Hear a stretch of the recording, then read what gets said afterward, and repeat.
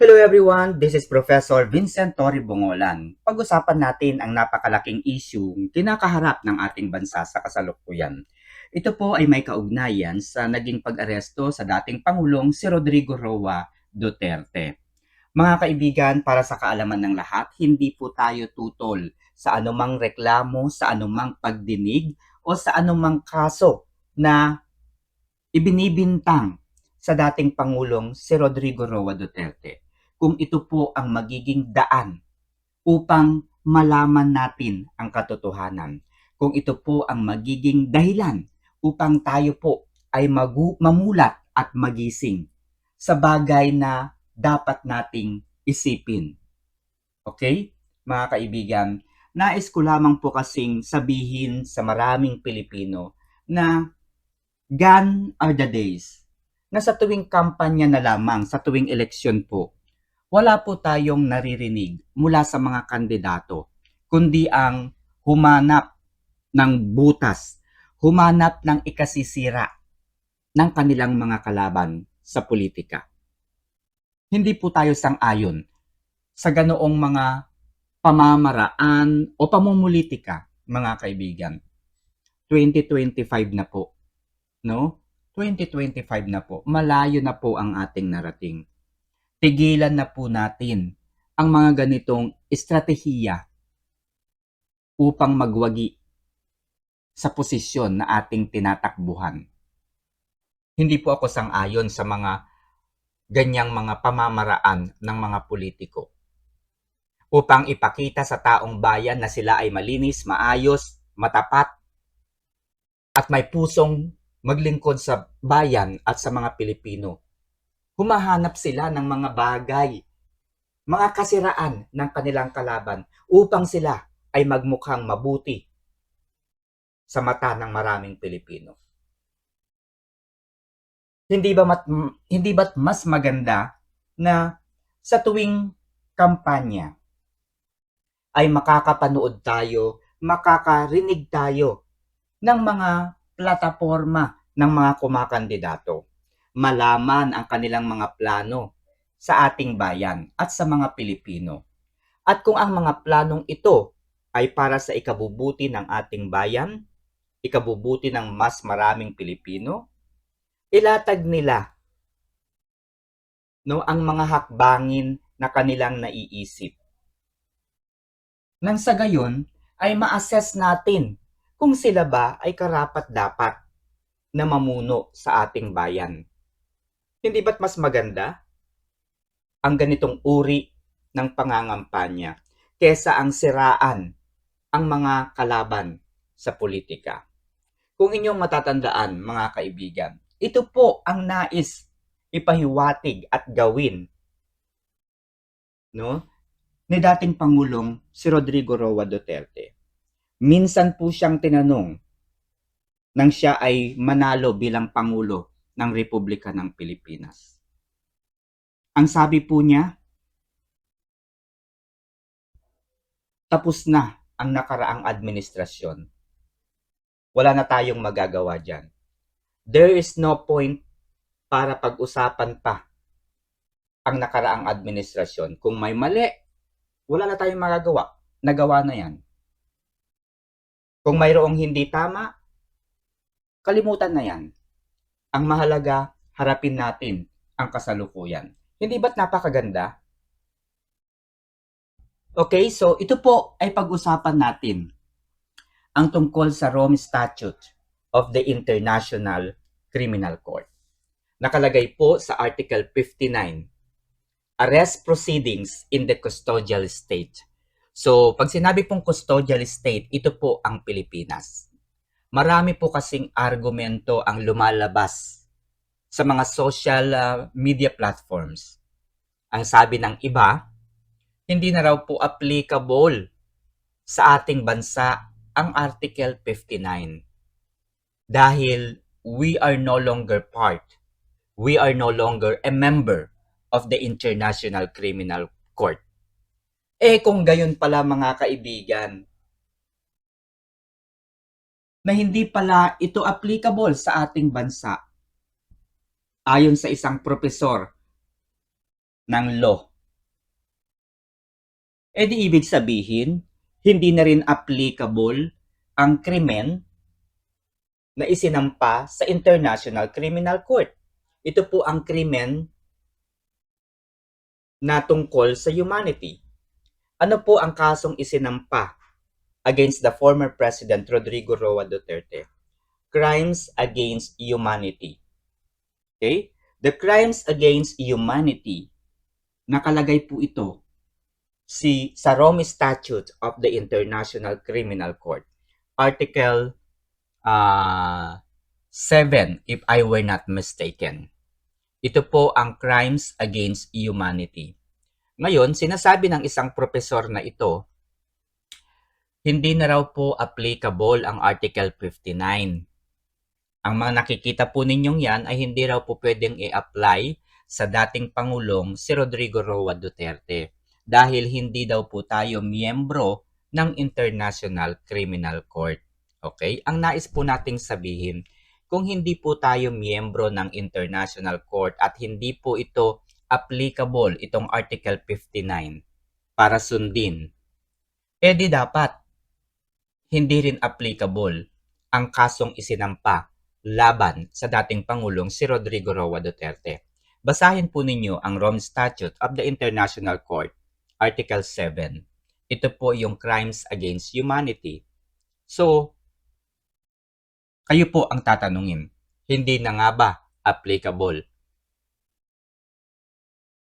ang Article 59? So, if your answer is yes, therefore, di ba hindi rin dapat applicable yung Article 7?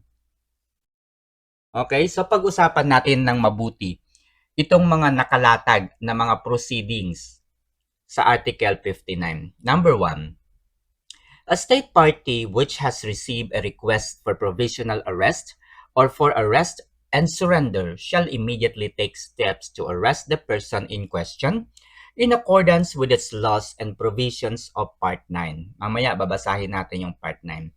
So uunahin ko pong i-define dito. When you say custodial state, ito po ang Pilipinas. A state party, ito po ang Pilipinas. Okay? A state party, Pilipinas po ang tinutukoy dito. So, ibig sabihin, kapag ang Pilipinas daw na-receive ang request mula sa International Criminal Court para sa pag-aresto ni dating Pangulong Rodrigo Roa Duterte, dapat daw ay isurrender kaagad si former President Rodrigo Roa Duterte, no, shall surrender. At kapag isinurrender na po si Pangulong Duterte, dapat daw ay masunod ang tamang proseso ng pag-aresto. Ito po ang ibig sabihin ng take steps to arrest the persons in accordance with its laws and provisions of Part 9. So, ibig sabihin, kapag daw na-receive ng bansang Pilipinas ang warrant of arrest na isinampa o ibinigay sa Pilipinas mula sa ICC, kinakailangang isurrender ng Pilipinas, no? At i-apply po itong mga steps na ito bilang pagsunod sa batas at provisions of Part 9. Okay. So, ibig sabihin, dapat yan ang ginawa. Number 2, a person arrested shall be brought promptly before the competent judicial authority in the custodial estate. Ang naarestong tao, no, naarestong suspect ay dadalhin kaagad sa competent judicial authority sa bansa kung siya ay nandoon. Okay? So, si President Duterte ay lumapag po sa NAIA. NAIA is part of the Philippines. So therefore, nasa custodial state po si former President Rodrigo Roa Duterte nang dumating po ang warrant of arrest. Dapat nang dumating po siya, ay kaagad-agad siyang dinala sa competent judicial authority upang alamin kung ang warrant of arrest na natanggap ng pamahalaan ay talaga namang para kay former President Rodrigo Roa Duterte. Ang competent judicial authority din ang mag-a-assess at magdedetermina if the person has been arrested in accordance with the proper process. Ginawa ba itong mga proper process na ito? Yung mode of arresting a person, in-apply bang maayos ito ng Pilipinas? Ano po yung mga mode na yon? Ito po ay ang pag-aresto na kung saan kinakailangang mayroong warrant of arrest, o kaya ito po ay pag-aresto na kung saan ay hindi na mangangailangan ng warrant of arrest. Nasunod ba ang mga bagay na ito? Sa tingin po ninyo mga kaibigan, nang lumapag po si dating Pangulong Rodrigo Roa Duterte sa Pilipinas, ano po ba doon sa mode of arresting a person ang applicable? Kailangan ba mayroong warrant of arrest o kailangan bang wala ng warrant of arrest? Alright? So, ang nangyari po kasi ay inaresto po kaagad si former President Rodrigo Roa Duterte at dinala sa Villamor Air Base. Pero, tinanong po ni dating Pangulong Duterte si Major General Nicanor Torre III kung nasaan ang warrant of arrest, ano ang laman ng warrant of arrest. Pero wala pong nabasa, wala pong naibigay sa kanya si Major General Nicanor Torre III. Tama? Wala pong naibigay. So, ibig sabihin, ang ini-apply na mode of arresting a person kay dating Pangulong Rodrigo Roa Duterte ay yung warrantless arrest na tinatawag. Kailan po nangyayari ang warrantless arrest? Okay? Ang warrantless arrest ay ang pag-aresto sa isang tao na hindi nangangailangan o mangangailangan ng warrant of arrest coming from the judges.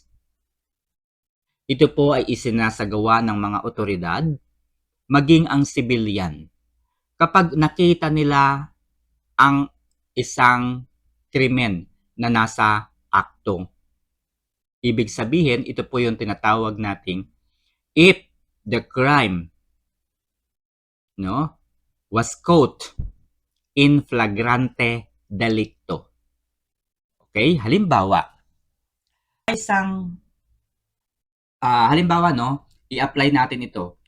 Kung nakita ni Major General Nicanor Torre III si former President Rodrigo Roa Duterte, pagbaba niya sa airport, nakita niya na marami itong kasamang mga alalay, mga bodyguard, armado, at tinutukan ang mga tao sa airport kung saan siya bumaba. This is what we called crimes caught in flagrante delicto. Upang hindi na po mangyari, upang hindi na matuloy ang karahasan, gagawa na kaagad ang kapulisan, ang otoridad, na hulihin ang dating Pangulong si Rodrigo Roa Duterte. Dahil para maagapan po ang karahasan o krimen na kanyang maaaring gawin. Pero nung dumating po si former President Rodrigo Roa Duterte, maayos po, hindi ba? Wala pong kaguluhan. Wala pong krimen na balak siyang gawin. So therefore, kinakailangan na kung siya po ay aarestuhin, kailangang isumite kaagad ni Nicanor Torre III ang warrant of arrest. So because of this, the person's right has been respected. So in this case, the rights of the former President Rodrigo Roa Duterte was not honored and was not respected and was not observed. So ibig sabihin, ang una, pangalawa at pangatlo ay hindi po na-satisfy. Since hindi po na-satisfy, it is clearly Major General Nicanor Torre violated the arrest proceedings in the custodial estate na ginagarantiya sa Rome Statute of the International Criminal Court. Okay? Number 3. Ito po yung pinaka-importante.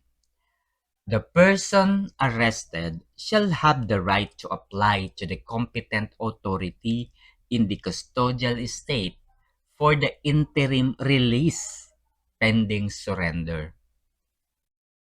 Minadali po nila ang proseso para madala kaagad si former President Rodrigo Roa Duterte sa Hague, Netherlands. Nagmamadali po sila. Hindi nila binigyan ng pagkakataon ang dating Pangulong si Rodrigo Roa Duterte na mag-apply o magtungo sa competent authority para humiling ng kanyang pansamantalang paglaya. Kumbaga, aayusin po dapat ng dating Pangulo ang proseso sa kanyang pagsuko. Hindi po siya sa takas.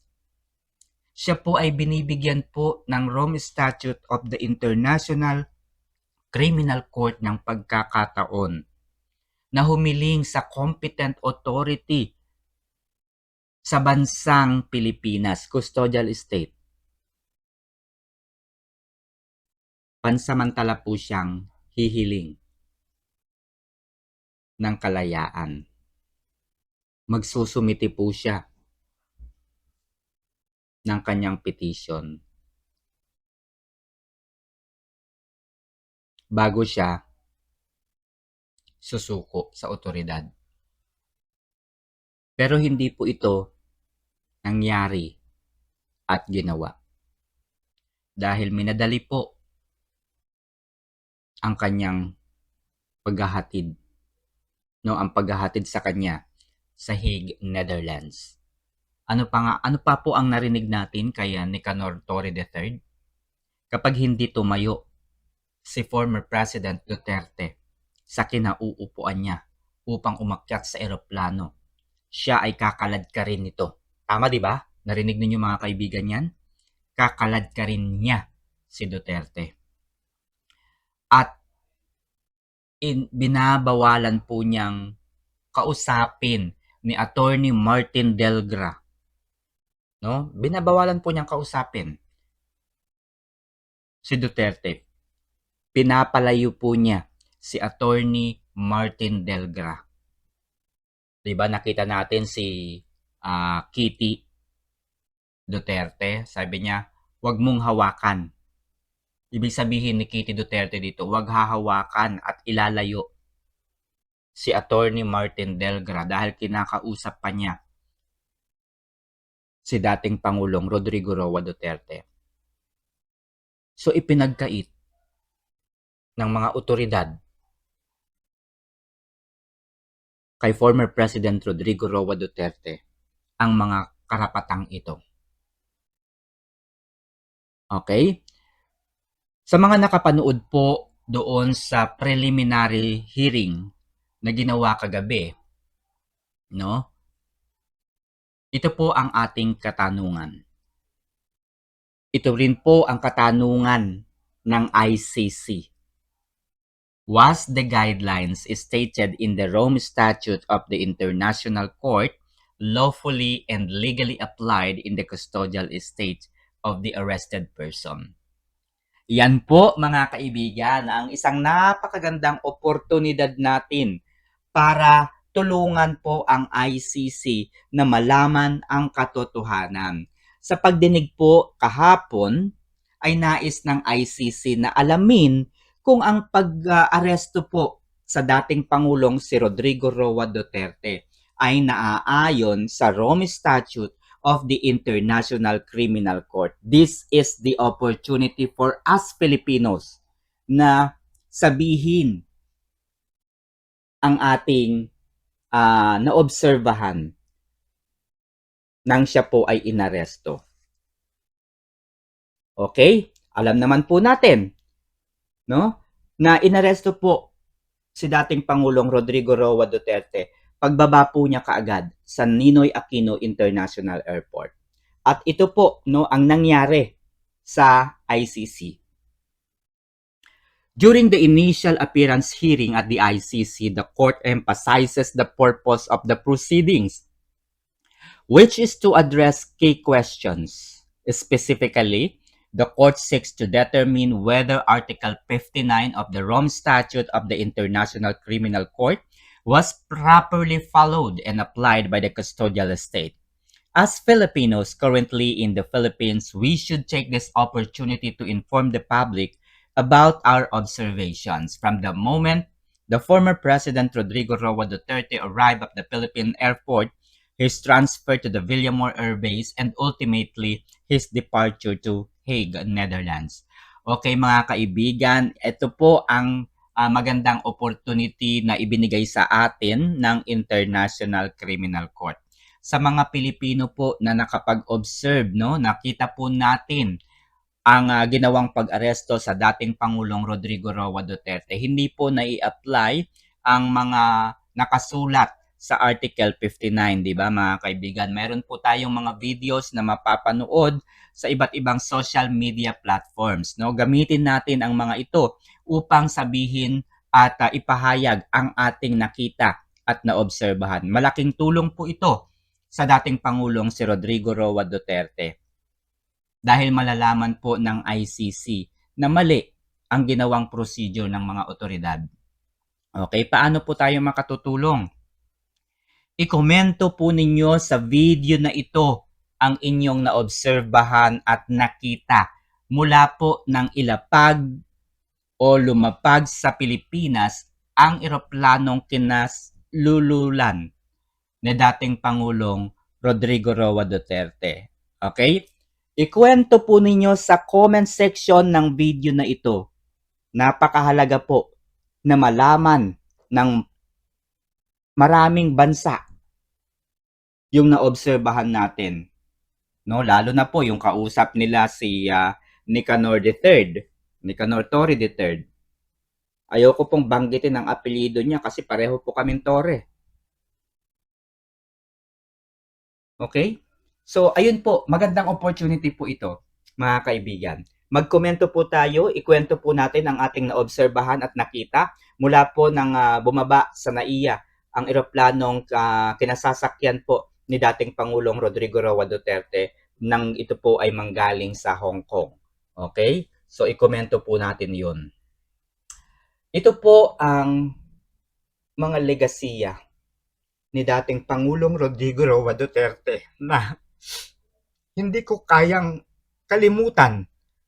At ako sabi ko nga naiiyak ako habang nababasa ko ito. Kasi hindi po biro na ipatupad at gawin ang mga bagay na ito. So 10 years passport validity, 10 years driver's license validity, 10 years seaman's book.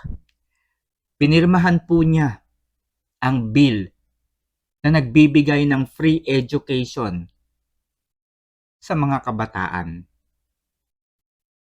Produkto po ang aking mga pamangkin at ilan sa maraming Pilipino, mga estudyante sa free education.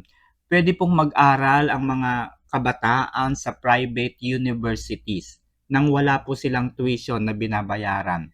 Ang ginagawa po ng mga private universities ay nagre-reimburse po sila sa gobyerno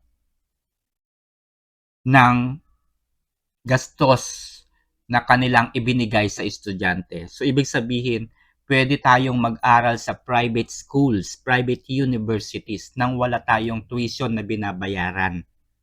Ang university na po ang bahalang humingi ng subsidy, humingi po ng reimbursement sa gobyerno. Yan po ang nangyayari sa free education na pinirmahan po ni dating Pangulong Rodrigo Roa Duterte. Bago pa po siya maupo bilang Pangulo ng Republika ng Pilipinas, bago pa po siya mag-take ng kanyang oath bilang Pangulo, ay tumigil po kaagad ang tanimbala. Dahil ito po ang kanyang tinutukan agad-agad. Dahil mainit na issue po ito, no? Mula po nang bumaba sa pagkapangulo si former President Benigno Simeon Pinoy Aquino. Sabi po niya sa kautusan niya, itigil niyo na yan, huwag niyo nang hintayin maupo pa ako sa pwesto at makapag-take ng oath. Rehabilitation, pinaganda po niya ang Manila Bay. Pasig River, Baseco Beach, Manila Zoo at Boracay. Hindi po natin yan maaaring kalimutan at ipagwalang bahala. Luminis po ang Manila Bay, Pasig River, Baseco Beach, Manila Zoo at Boracay. Gumanda rin po ang Manila Zoo kung inyo pong pupuntahan at kung nakapunta na po kayo.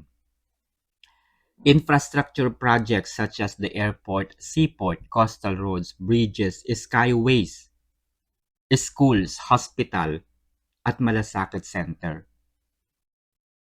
Marami po ang nakakuha ng malaking benepisyo ng malasakit center sa mga Pilipino, sa mga na-ospital. Ako po ay nakatanggap ng malaking tulong sa malasakit center. Ilan po sa aking mga kaibigan, kamag-anak, ay nakatanggap din po ng malaking tulong sa malasakit center. Nagtayo po ng rehabilitation center para sa mga sumukong drug addicts upang makabalik sa normal at tahimik na buhay. Marami po ang nagbalik at nagbagong buhay ng mga NPA, mga nagbalik at nagtiwala sa gobyerno. Binawi po ng gobyerno ang Marawi sa mga kamay ng NPA at mga rebelde. Binuhay at sinuportahan ang milyon-milyong Pilipino sa gitna ng pandemya. Nalampasan po natin ang halos 2 taon ng pagsubok.